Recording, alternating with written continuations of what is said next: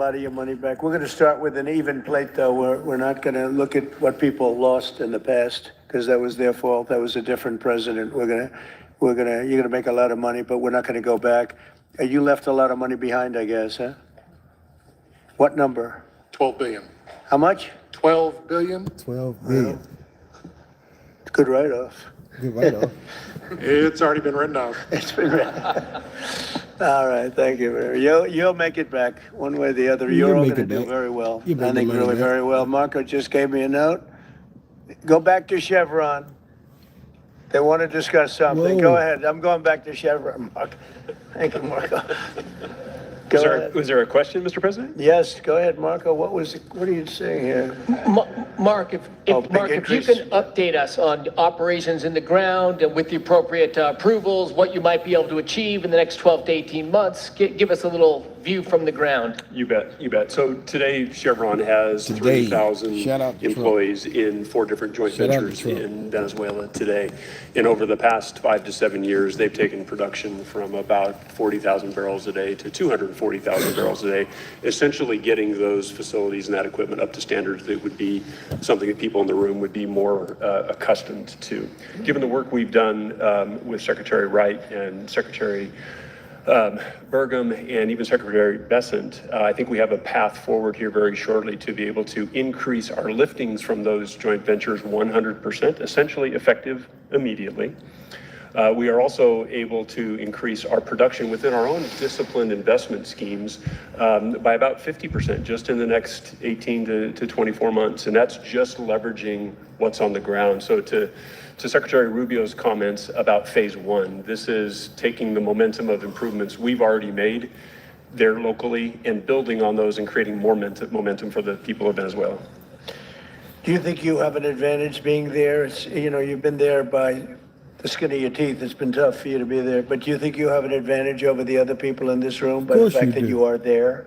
Yeah, I think there are, course. Mr. President, I think there would be days Shout out where it didn't Trump. feel like an advantage, and there are days where it does Hit feel that like like an button. advantage. Shout out But to having Trump, people on the ground today that care desperately about the people of Venezuela and know how to operate the assets that are there, that is a definite advantage today. Would you say the best locations are available, or would you say the best locations are already sort of worked, even though they're in very bad shape? The best locations for finding oil, the best locations for oil. There are more opportunities than not, Mr. President. With 300 billion barrels of reserves and resources in country, there are lots of opportunities for many companies. Will you be building new, or will you be using the old infrastructure that you have? Yeah, today it's a little bit of a mix, but today it's mostly us taking the equipment of today, getting it to the standards that we are accustomed to your comments about making it how it should be today. Most of the investments that we've been making are about getting it up to our standards. Well, I think you're going to make an investment, but you're going to get your money back very quickly, and that's part of our thing. We're going to have you get your money back fast, and then you'll give a lot to Venezuela and to the United States after that, okay? So you'll be in good shape. Could I ask Harold Hamm to say a few words? He's been a friend of mine for a long time, very amazing man, actually, amazing energy person. Well, thank you, Mr. President. It's good to be here with so many dignified people. And this effort. Like, share, subscribe. Some random guy. Double tap the screen. Hit that like button, man. Appreciate it. Appreciate it, bro. Double tap the screen for me one time. Appreciate everybody. Particularly, and shows that this is a real jewel that can be developed for the people of Venezuela and also benefit the world. And like Secretary Wright said, it has not been done. That's not been done in the past, and they had a good chance at it. Brought someone in that totally took it down, as everybody knows here, and that was Chavez, and we know what happened to him finally. But Whoa. that ruined the industry in Venezuela, and all of us know how that ended very well, very wrongly. So anyway, we're glad to see what's happened here, and look forward for the opportunity for a lot of people in this room, but also for America and the country itself. Are you going to be involved in going in? Because, he's in North Dakota, and He's in Oklahoma and some incredible places. It's a little bit different, but there's no doubt about you won't have to worry about the straw too much here. You can just go at it. Are you going to be one of the participants? Well, certainly, you know, I'm an oil finder, like you said. You know, Barry Spitzer, you know, told that story. The coach. And he kind of exaggerated a little bit. It doesn't come out that quite that easily usually. But anyway, great story. I love it. But I love Barry. Barry's the one that told me this. Yeah, he's a champion, you know, in a lot of ways. So love that story. Certainly, it excites me as an explorationist. You know, everybody has that in their blood, and you know, it is a very exciting country and a lot of reserves. And so it's got its challenges, and the industry knows how to handle that. And like Darren said, you know, you go into your eyes open and do the best you can with the team you got.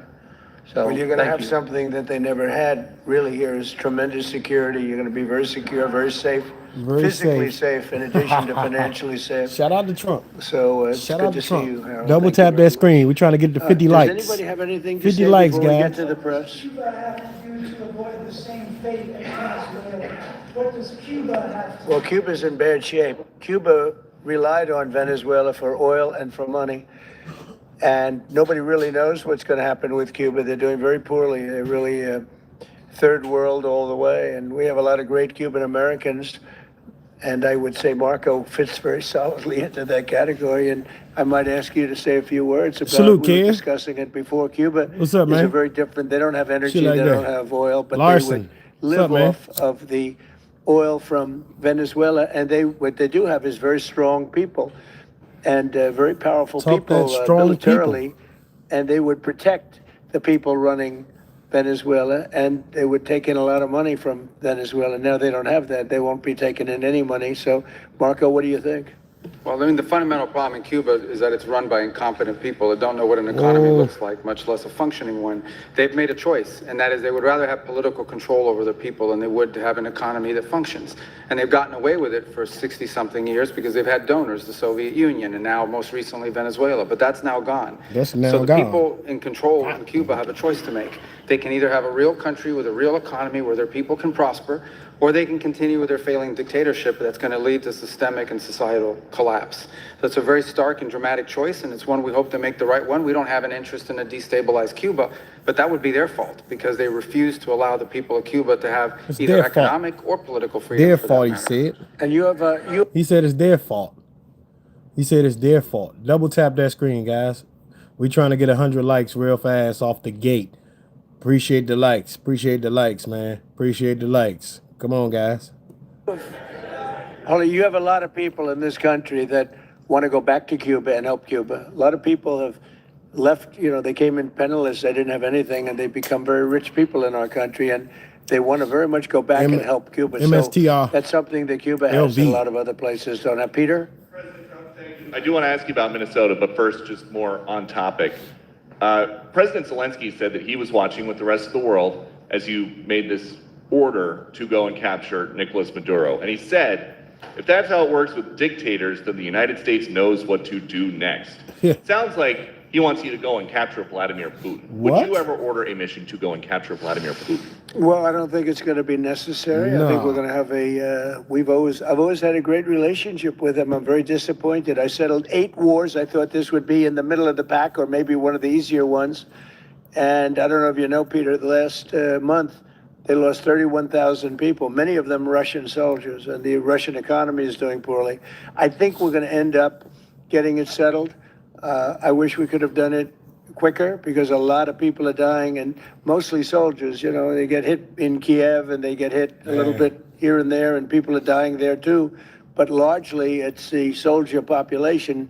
When you have 30,000, 31,000 soldiers dying in a 31,000. period of a month, 27,000 the month before, 26,000 the month before that.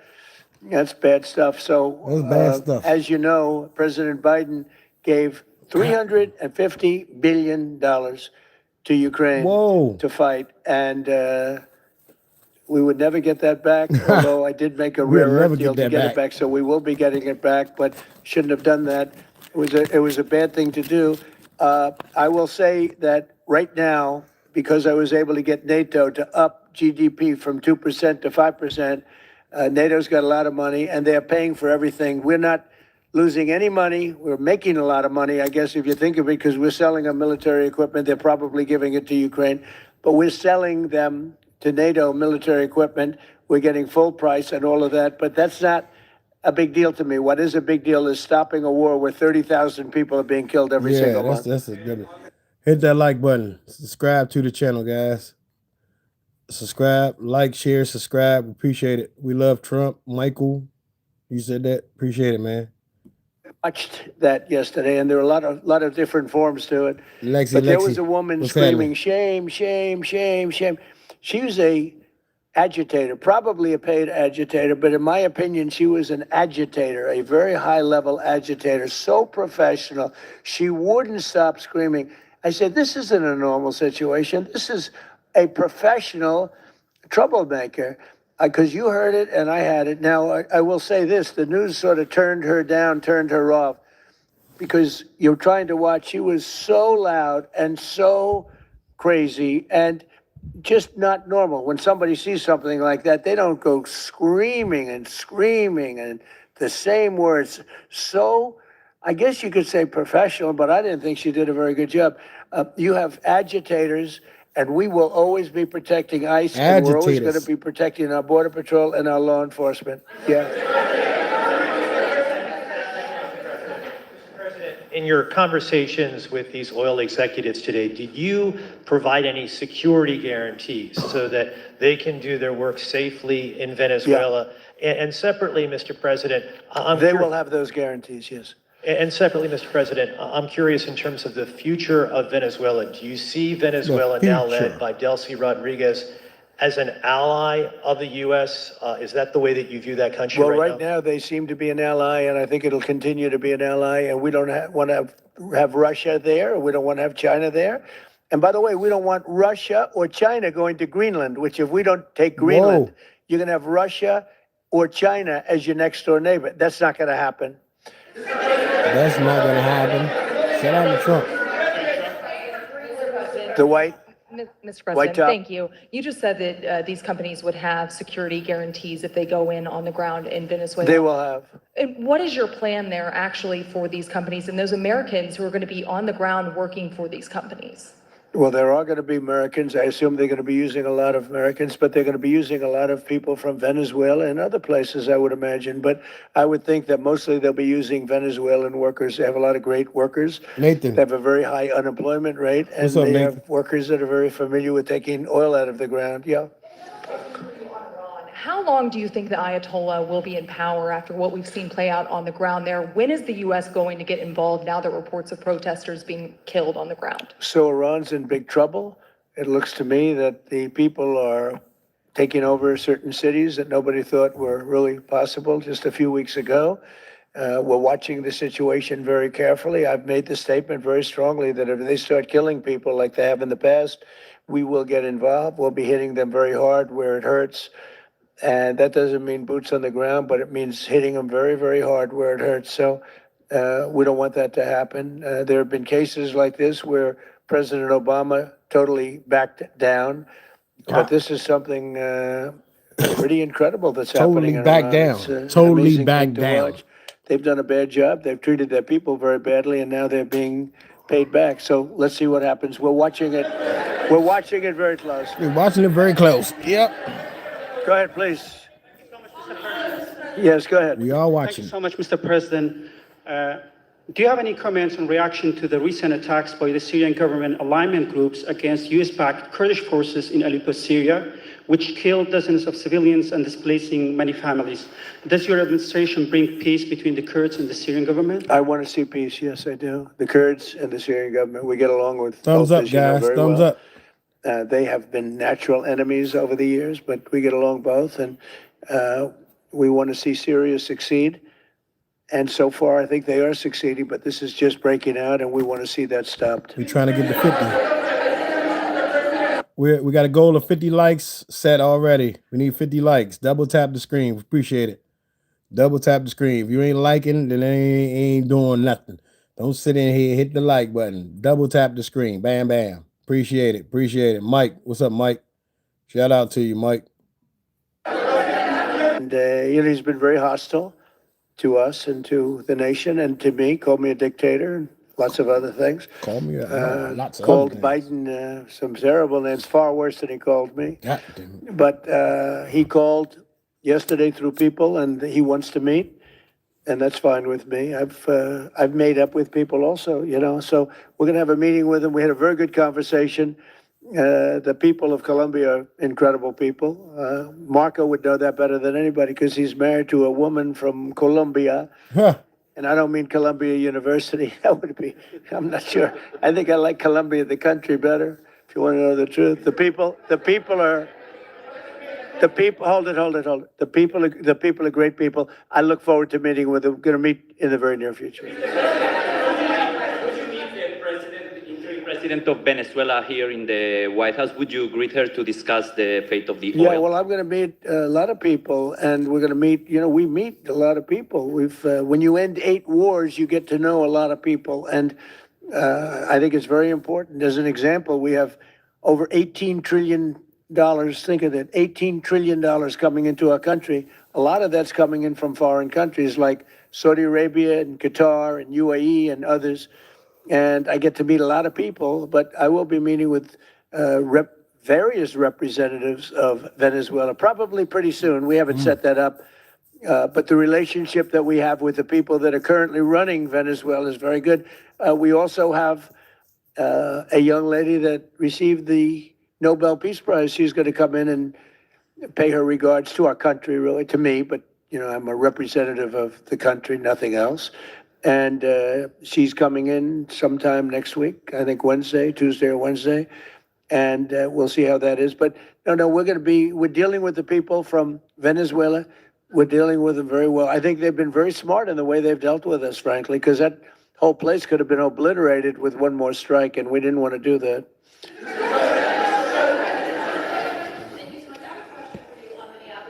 Venezuela and your meeting with Machado next week, if she gives you her Nobel Peace Prize, will that change your view about her running that country? Well, I have to speak to her. I'm going to have to speak to her. She might be involved in some aspect of it. I will have to speak to her. I think it's very nice that she wants to come in, and that's what I understand the reason is, because Norway is very embarrassed by what took place. Salty Spotted Dog, what's up, decimated. Man? Look, whether people like Trump or don't like Trump, I settled 8 wars. Yeah, don't like ones. Trump or like Trump. Hit the like button. Double tap the screen. Whether you like Trump, like, share, subscribe, man. 36 years, 32 years, 31 years, 28 years, 25 years. Some just getting ready to start, like India and Pakistan, where already 8 jets were shot out of the air. And I got it done in rapid order without nuclear weapons. I can't think of anybody in history that should get the Nobel Prize more than me. And I don't want to be bragging, but nobody else settled wars. Obama got the Nobel Prize. Whoa. He had no idea why. He still has no idea. He walks around, he says, I got the Nobel Prize. Why did he get a Nobel Prize? He got it almost immediately upon attaining office. And he didn't do anything, and he was a bad president. So, you should get the Nobel Prize for every war you stopped. These were major wars. These were wars that nobody thought could be stopped. President Putin called me, and he said about 2 of the wars that he's been trying to stop them for 10 years. He wasn't able to do it. He couldn't believe it. So in theory, you should get the Nobel Prize for every war you stopped. Every one of them was major.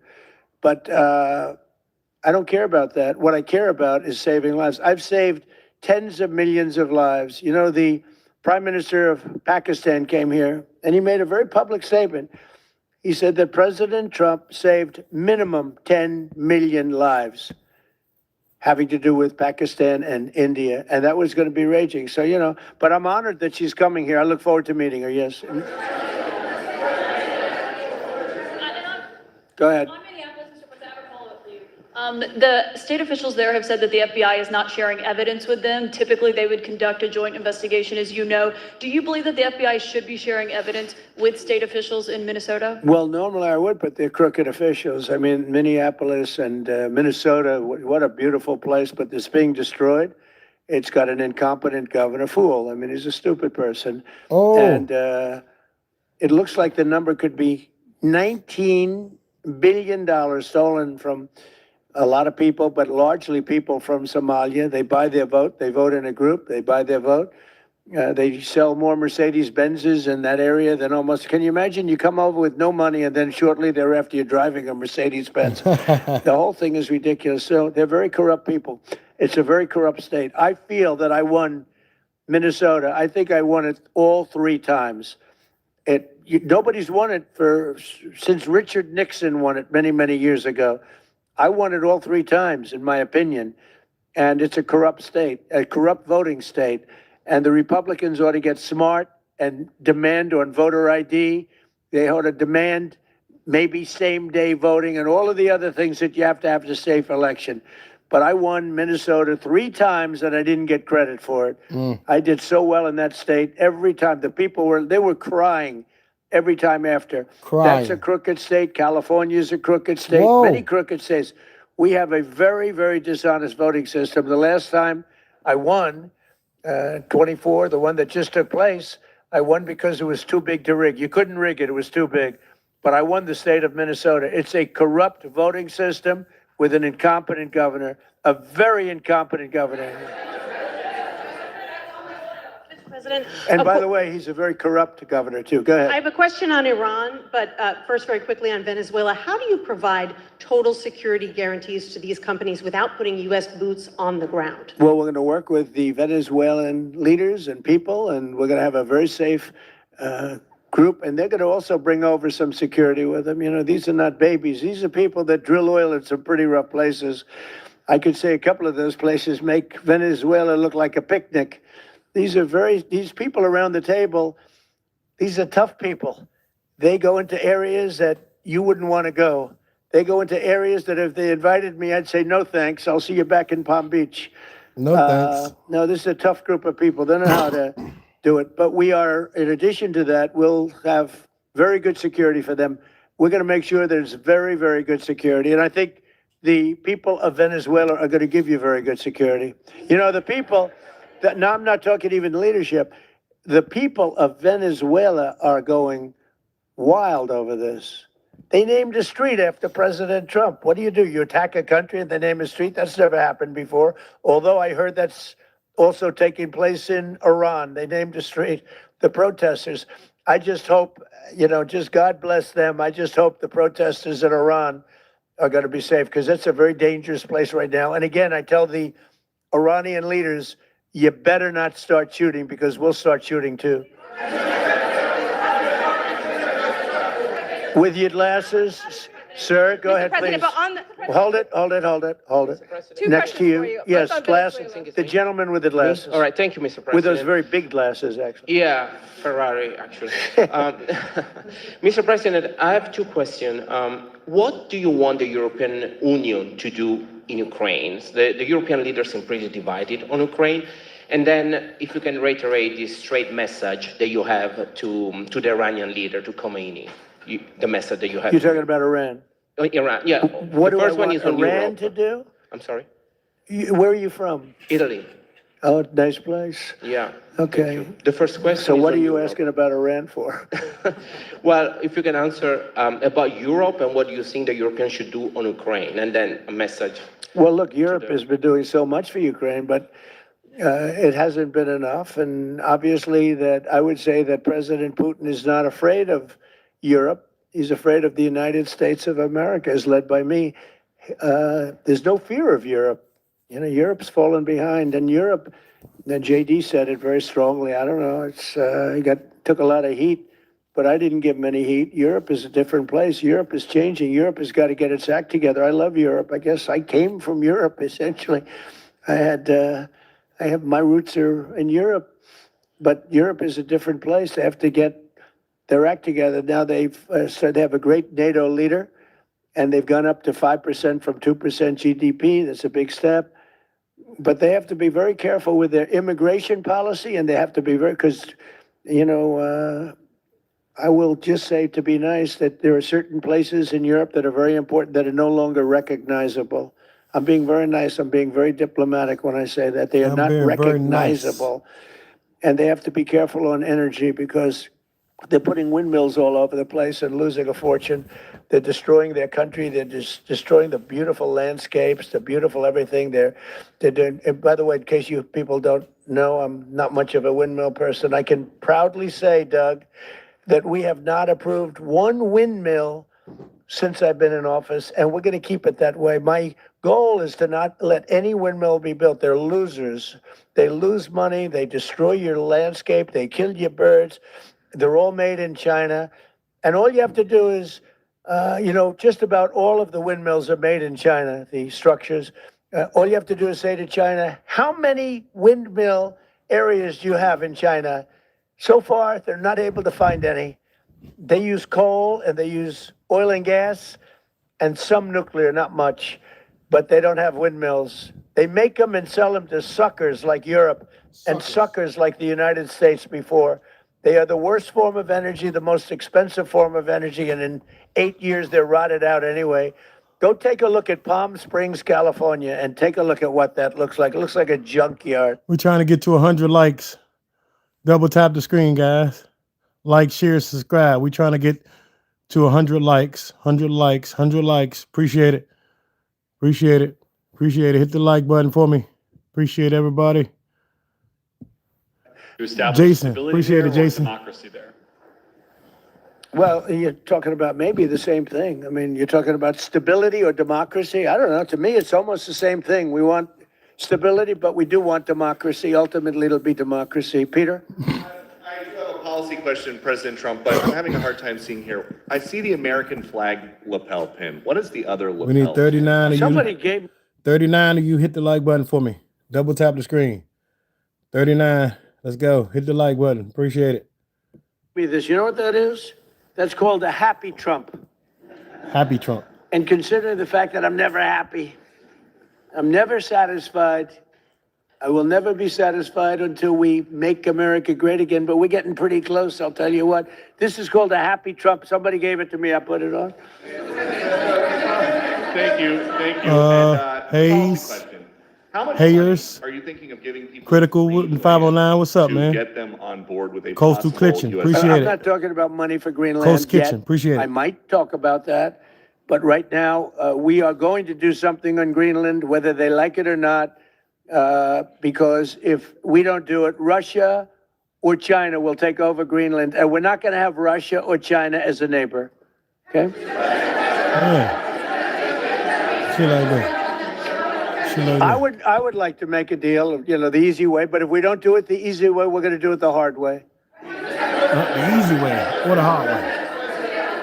And I'm a man, and by the way, I'm a fan of Denmark too, I have to tell you, and they've been very nice to me. I'm a big fan, but the fact that they had a boat land there 500 years ago doesn't mean that they own the land.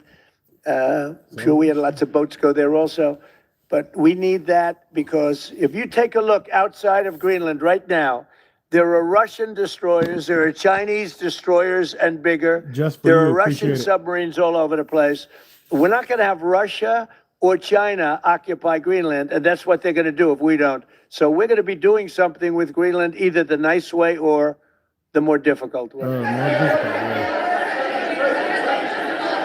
Please, go ahead, ma'am. Mr. President, why is it so important to you to own it when you have a military presence there, which you could expand to affect the security? Because when we own it, we defend it. You don't defend leases the same way. You have to own it. You have to own it. And, with a nation, look at what happened with Obama, with that horrible deal they made with Iran. It was a short-term deal. It was like a 9-year deal. Countries can't make 9-year deals or even 100-year deals. Countries have to have ownership. And you defend ownership, you don't defend leases. And we'll have to defend Greenland. If we don't do it, China or Russia will. Not going to happen. We are not going to have, and I like China, I like Russia, I love the people of China, I love the people of Russia. I get along very well with President Putin, but I'm very disappointed in him. I get along very well with President Xi. I'm going to go over to China in April, but I don't want them as a neighbor in Greenland. Not going to happen. And by the way, and NATO's got to understand that. I'm all for NATO. I saved NATO. If it weren't for me, you wouldn't have a NATO right now. But we're not going to allow Russia or China to occupy Greenland, and that's what's going to happen if we don't. Go ahead. Mr. President, one, can you respond to that? And two, Yeah, it was an amazing report. The most amazing thing is government jobs are way down, and yet the unemployment or the employment numbers are very good. We've gotten rid of tremendous numbers of federal government jobs. Nobody's ever seen anything like it. And yet the employment numbers are very good. They're really getting better. But now we have all those people to work in the private sector for a lot more money. I think that's one of the very big things. The other thing is at 5.4%. And remember, this is after we had a shutdown. And that shutdown had an impact because the concept of the shutdown, even though it's before, people knew we were going to be shutting down. A lot of bad things happened. And by the way, on January 30th, you may have another shutdown. We'll see what happens. But I think the numbers, Caitlin, were really amazing. Look, to think about 5.4%, nobody thought that. They thought it was going to be 2%. And you know what it is? It's tariffs. And it's also November 5th. We had a great election, a great election. Our country was dead 1.5 years ago. And now we have the hottest country anywhere in the world. And I hope you guys were impressed. 5.4%. And we haven't even really transitioned yet. There's no reason it can't be much, much higher than that. Yeah.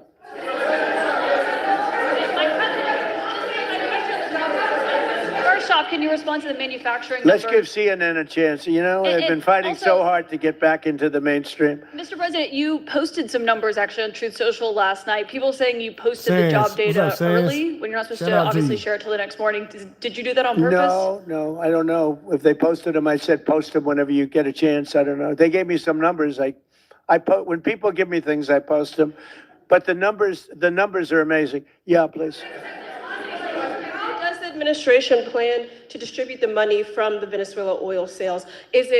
Obviously, you say it's going to go into these controlled accounts. Yeah. Would it go back to Venezuela in a Yeah. direct payment? Is it going through these goods? How do you plan to do that? Well, And we then I want have to a make second sure that Venezuela can survive. You know, Venezuela needs money, and we're going to make sure that they get money, and we're going to get money, and the oil companies are going to make something for the work they do, and they're going to get back their money. We're devising a formula, but it won't be so much of a formula. It's going to be what they need. We're going to take care of what they need. There'll be plenty left over. We're going to have a lot of money left over. And the money left over is going to the United States of America, and the oil companies are going to be very happy. Yeah, please. Thank you, Mr. My second question is, would the administration offer a backstop to these oil companies for like financial guarantees, some sort of backstop, if the country did destabilize again? That's a very interesting question. Using the word backstop, I haven't heard that word in a long time. That was at the Wharton School of Finance I last heard. That's a good term.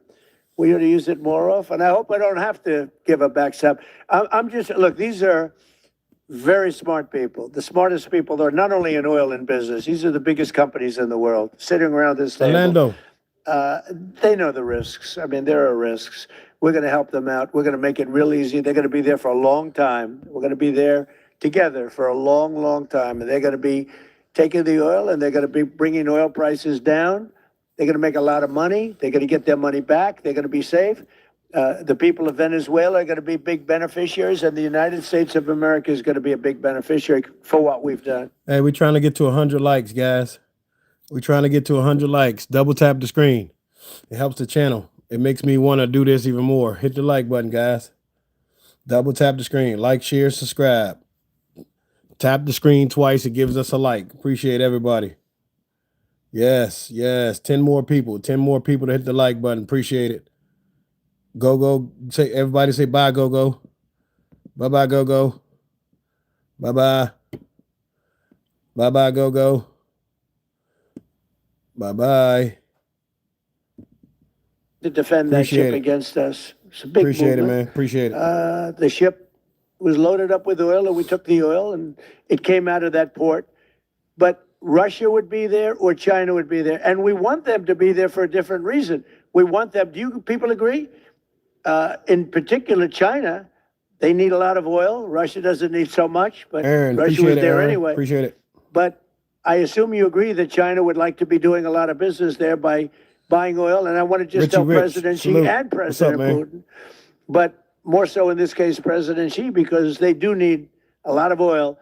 And we are open for was it Brooklyn? business in the United States, and we are open for business in Venezuela, right?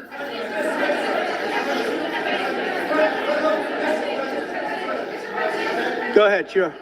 Mr. President, You know, what is your I could take questions from these people all day long. You know, they're sitting here, and generally, they're very rich, very powerful, but nobody gives a damn about them. Oh, It's a sad thing. You have all that money, all that power, and look at all these crazy questions. We could do this all day long, and they wouldn't be satisfied. Mr. President, I have a question on today's meeting, Mr. President. We'll take a few more, I have a though. question on today's meeting, Mr. Do you President. have, let me ask you more importantly, do you have any questions from the biggest? Yes, sure. Hold it. Hold Do you have it. any questions for the biggest people on earth, the biggest business people, the biggest companies anywhere on earth? Do you have any questions for these people? No, do you have a question for them? Go ahead, ask them a question. That they are committed to rebuilding the oil infrastructure in Venezuela. And for the executives in the room, what do you need from the administration in order to invest? That's a good question. that's a good question. You want to go and answer that question? Yeah, Exxon. I'll refer you back Shout out to to statements I made before. There are a number of legal and commercial frameworks that would have to be established to even understand what kind of returns that we'd get on the investments. So I think Show us the cat. all the investments and the opportunity sets, I think everyone sitting around this table would have the opportunity cat, and bro. the know-how and the Where capability is to the make cat? the Hold on. investments. Let me The get the question cat. will ultimately be how durable are the protections from a Shut up, financial Chuck. standpoint? What do the returns look like? What are the commercial arrangements, the legal frameworks? All those things have to be put in place Double in tap order the to make a screen. decision to understand what your return would be. Subscribe over to the next channel. Several decades that these $1 billion investments would be made on. You know, could I do this? Because we have, again, the biggest people on the planet Earth around this table, biggest companies in the world. I'd like to just ask them to introduce themselves. We'll start from this end and go around to here. And if you have anything to quickly say, we can do that. But you want to just start right over here? These two guys, we'll leave them out because they're with us.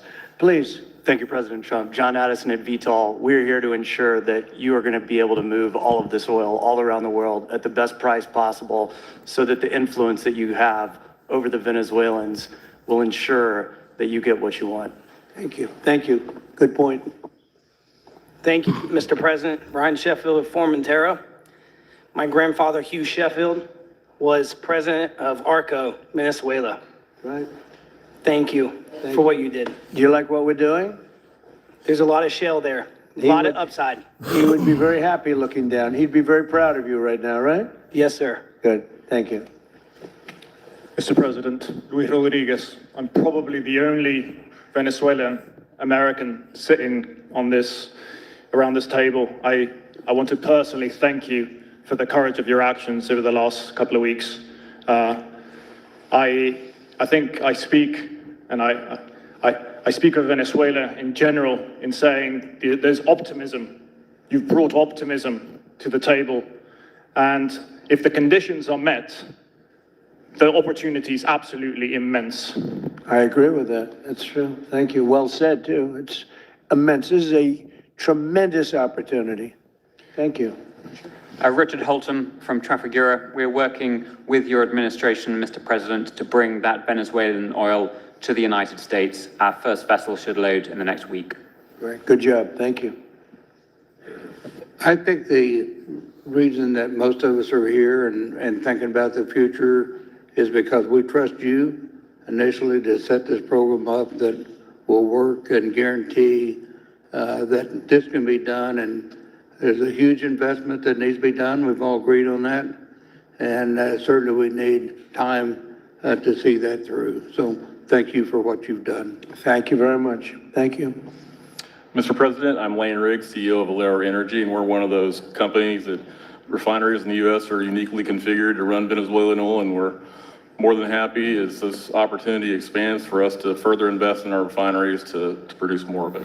And you're very much set up for the heavy oil, right? Yes, sir. That's great. That's great. We're ready for it. Thank you, Mr. President. Thank you for having us here. Thank you. And thank you for opening the door to a better Venezuela. We are a Spanish company, but we are fully committed to invest here in the States. We have invested over the last 15 years, $21 billion in the American oil and gas industry, in Pennsylvania, in the Gulf of America, in Texas, and in Alaska, with the discovery of Pica, that is going to have the first oil this quarter, and is going to change, is going to reverse the declining history of that great state of Alaska. We are in Venezuela, Mr. President, with our partners of Eni.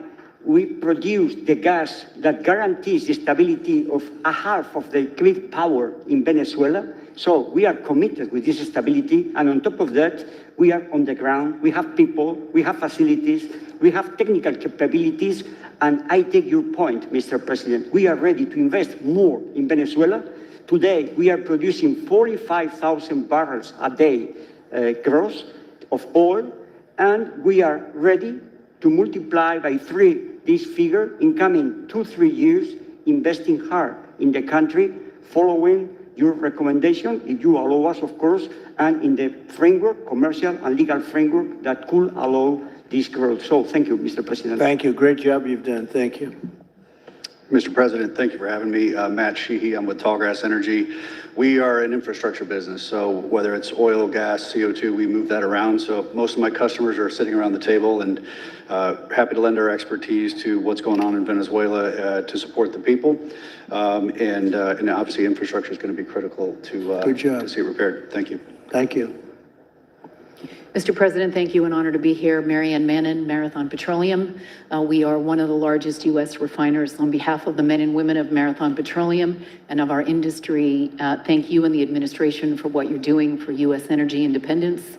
We have the ability and the capability of our assets to process Venezuelan crude. Like, share, and the people subscribe. of Marathon Like, share, Petroleum subscribe. stand ready to Appreciate do it. so. Like, Do share, we subscribe. need more refineries in our country? In the U.S., probably Yes. not. We have sufficient capacity. That's amazing. A lot of it was approved during my first term. We were getting you approvals that nobody could have gotten in Louisiana and other places, and they got built. Before that, it was a disaster. We didn't have the refineries. Now we do because of the first term. Please. Darren Woods, ExxonMobil. Okay, we'll go over here. Thank you, Mr. President. Jeff Hildebrand, founder and chairman of Hillcorp Energy, one of the largest private energy companies in America. Who's bigger, you or Harold? We're close. Huh? We're close. Harold. Absolutely, Mr. Ham. But thank you for your great, tremendous leadership in protecting the interests in the Western Hemisphere. The message that you have sent to China and our enemies to stay out of our backyard is absolutely fantastic. So thank you. Thank you very much. And finally, Hillcorp is fully committed and ready to go to rebuilding the infrastructure in Venezuela. You'll go there? You'll be going? Yes. Good. That's good. You'll be very happy. Thank you very much. Thank you, Mr. President. Jeff Miller, CEO Halliburton Company. We are the largest American oilfield services company. We're the second largest in the world, been in business over 100 years. Started operations in Venezuela in 1938. Long time in Venezuela. I personally lived there for 4 years and raised my kids there. So quite familiar with Venezuela and just couldn't express gratitude more so for the opportunity to return to Venezuela under the stability that I know that this team and your team are able to deliver. And so When did you leave? Huh? When did you leave Venezuela? As a company, we left under the sanctions in 2019. So we had intended to stay, and then when the sanctions went into place, we were required to leave. But very much interested in returning. Have 600 Venezuelans with Halliburton today, all around the world. Look forward to putting them back to work. Great job. Great job. You'll be back. Please. Mr. President, I'm Alex Cranberg. My company, Aspect Energy, is one of the leading American international wildcatters. We've found significant fields in central Are and you a south. wildcatter? I'm a wildcatter. That's pretty cool, I'll tell you. I would have been a wildcatter too if I was and you've been successfully wildcatting. We've found significant fields in Central and South America, in the Middle East, and in Europe. We're the leading That's oil great. producer in Hungary. But probably the most pertinent example is what a wildcatter does is take on risk and try to reduce it. Then other people come in and put more capital in later. So we're kind of kickstarters in the oil industry. We went into Kurdistan very early on, back when people told us it wasn't safe and we shouldn't do it. We found a big field there, and it ultimately has got to be developed along with one of my colleagues here to be one of the big leading fields in Kurdistan. We think that Venezuela has a tremendous amount of opportunity. If you look at the reinvestment required, the investment required, people are talking about hundreds of billions of dollars. But if you put that in perspective, that's 1 million barrels a day for 15 years is $220 billion net cash flow. So what we really need to do is to be able to kickstart production and then reinvest and have the confidence to reinvest. And what you're doing by putting the United States in control of the cash flow coming out of the country, it gives companies like ours the confidence to say we can kickstart this production and then reinvest and reinvest. In Hungary, we've invested $1 billion in changing the trajectory of Hungarian oil production. We were only able to do that not because we could write $1 billion check, we're a smaller company, but because we reinvest all the cash flow back into new production. Good. Good. Mark Good Nelson, job. Mark Nelson with Chevron. Sure. Again. Thank you, Mr. President. I'm Claudio Scalzi, and ICO, Italy. We started working in Venezuela in 1980. We have a lot of oil, but now just the gas is flowing because it's not under sanction. And as my colleague from Repsol said, we cover more than about 50% of the electricity in the country. So that is essential. And we're doing really well. We had a situation 3 days ago with Venezuela, and we're getting along extremely well with the people of Venezuela, both the people and the people that are running Venezuela. I just want to thank our military. What they've done is incredible. That was considered unprecedented, to go into a military fort with thousands of soldiers and others, and to come in with 152 planes going every which way, and very rapid speeds and helicopters, and to come out with no deaths and the loss of no equipment. It was pretty amazing. Nobody's seen anything like it. I was called by the leaders of numerous countries. I won't go into which ones, but the biggest and the strongest, and they said that was very impressive. They were all impressed. But Thumbs today up. I'm delighted to Hit welcome the like button, almost guys. 2 Hit the dozen like of the button. biggest and most respected oil and gas executives in the world to the White House. It's an honor to be with them. We have many others that were not able to get in. I said if we had a ballroom, we'd have over 1,000 people. Everybody wanted. I never knew your industry was that big. I never knew you had that many people in your industry. But here we are. And if you, in fact, if you look, come to think of it, well, I got to look at this myself.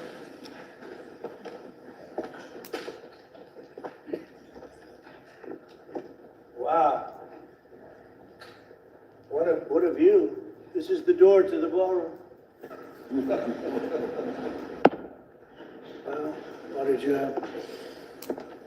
Unusual time to look, but I figure we might as well do it. If the fake news would like to go back and take a look, you can, but you'll see a very big foundation that's moving. We're ahead of schedule in the ballroom and under budget. It's going to be, I don't think there'll be anything like it in the world, actually. I think it's going to be the best. We went from, this is, as you know, our biggest room, which would seat 100 for dinner, maybe, if you're lucky, if you're nice and tight. And the ballroom will seat many. And it'll also take care of the inauguration with bulletproof glass, drone-proof ceilings and everything else, unfortunately, that today you need. So we're going to discuss how these great American companies can help rapidly rebuild Venezuela's dilapidated oil industry and bring millions of barrels of oil production to benefit the United States, the people of Venezuela, and the entire world. And yesterday, the number is 30 million barrels. I can't even, is that a correct number? 30 million barrels. You hear that, Peter? of oil was given to us by Venezuela. That's a lot of oil. It's about $4 billion worth, and it's on its way to the United States right now. And we want to thank Venezuela for that. And we're working very well with them, obviously, or they wouldn't have been so generous. But they respect us again. They didn't respect us at all before. So that's money that goes to the United States. Some will go to Venezuela, and some will go to the oil companies, but not that, because that's already been extracted. So when you're not getting any of that, but when you start extracting, you'll get. But it's tremendous reserves, among the biggest in the world. Some people say it is the biggest in the world. And we're going to be working with Venezuela. We're going to be making the decision as to which oil companies are going to go in, that we're going to allow to go in. We're going to cut a deal with the companies. We'll probably do that today or very shortly thereafter with Chris and Doug. And we're dealing with the country, so we're empowered to make that deal. And you'll have total safety, total security. One of the reasons you couldn't go in is you had no guarantees, you had no security, but now you have total security. It's a whole different Venezuela, and Venezuela is going to be very successful. And the people of the United States are going to be big beneficiaries because we're going to be extracting, numbers of, in terms of oil, like, few people have ever seen, actually. So you're dealing with us directly. You're not dealing with Venezuela at all. We don't want you to deal with Venezuela. Let me thank Vice President J.D. Vance, who's doing a fantastic job. Secretary of State Marco Rubio, likewise, a fantastic job. I have good people. I like them better than my first group. But we had a great, despite that, we had a great first term. We had some great people there too, by the way. But we had a great first term. We had the greatest economy in the history of our country in the first term, but this is blowing it away. And you haven't seen anything yet. Everyone's been shocked by the numbers, 5.4% GDP. And that's despite the fact that we were badly hurt by the Democrat shutdown, of which they'd like to see if they could shut it down again. Secretary of the Interior, Doug Burgum, who's fantastic. Secretary of Energy, Chris Wright, recommended by Doug as being the greatest oil man anywhere in the world, because I wanted Doug for that job, energy, and Doug said, no, sir, there's a man named Chris Wright. I said, who the hell is Chris Wright? He said he's the most talented oil man anywhere in the world. I doubt you can get him, because typically oil men make a lot of money, and women. They make a lot of money, but Chris came. You took one of the greatest salary cuts probably in history, Chris, right? But he's a fantastic person, loves our country, and many other important members of this team. And I want to thank them for their efforts. As you know, last week, the United States Armed Forces performed one of the most spectacular military operations in American history, apprehending the outlaw dictator Nicolas Maduro for his crimes against the United States, crimes for which he has now been indicted and is in federal court awaiting trial. And he killed many people, millions of people, actually, and allowed jails, prisons, mental institutions, insane asylums, drug dealers, drug addicts to pour into our country totally unchecked because of Sleepy Joe Biden's policy of open borders, the stupidest thing I've ever seen. We're getting them all out. The departure of Maduro makes it possible an incredible future for both nations, Venezuela and the United States, in which we will more closely integrate the economies of two major energy powers in the Western Hemisphere. Energy coming out of Venezuela was very small. One of the things the United States gets out of this will be even lower energy prices. We have people now getting gasoline for $1.99, $1.96, $1.95, $1.92 yesterday, somebody. And it used to be $3.50, $4, $5 a gallon. Think of that, $1.99. Decades ago, the United States built Venezuela's oil industry at tremendous expense with American skill, technology, know-how, and dollars. But those assets were stolen from us, and we had presidents who did nothing about it. This president is much different than your other presidents. They did nothing about it. They stole it. Some of the people in this room were a little bit younger when that happened, but not that much younger. It wasn't that long ago. But they stole our assets like we were babies. And the United States did absolutely nothing about it. So now we're doing everything about it. Now we're doing 500% about it. But it's a long time after the act took place. So they stole from us, and it was taken by socialists and communists at the time, and Venezuela was going bad, really bad. And as much oil as they have, they're producing almost nothing, which is just a system. So we're really, if you look at it, we're taking back what was taken from us. They took our oil industry. We built that entire oil industry, started a long time ago. But they took it, and they were very ungracious to this country, but now they're being very nice. American companies will have the opportunity to rebuild Venezuela's rotting energy infrastructure and eventually increase oil production to levels never, ever seen before. When you add Venezuela and the United States together, we have 55% of the oil in the world. The United States is number one. We have them drilling. Drill, baby, drill was my campaign, and Doug and Drill, Chris, baby, drill. I think we're setting records on drilling right now and taking oil without Venezuela. That's how we're getting the oil prices down. The plan is for them to spend, meaning our giant oil companies will be spending at least $100 billion of their money, not the government's money. They don't need government money. Whoa. But they need government protection and need government security that when they spend all this money, it's going to be there so they get their money back and make a very nice return. The plan is for them to spend at least $100 billion to rebuild the capacity and the infrastructure necessary. Venezuela has also agreed that the United States will immediately begin refining and selling up to 50 million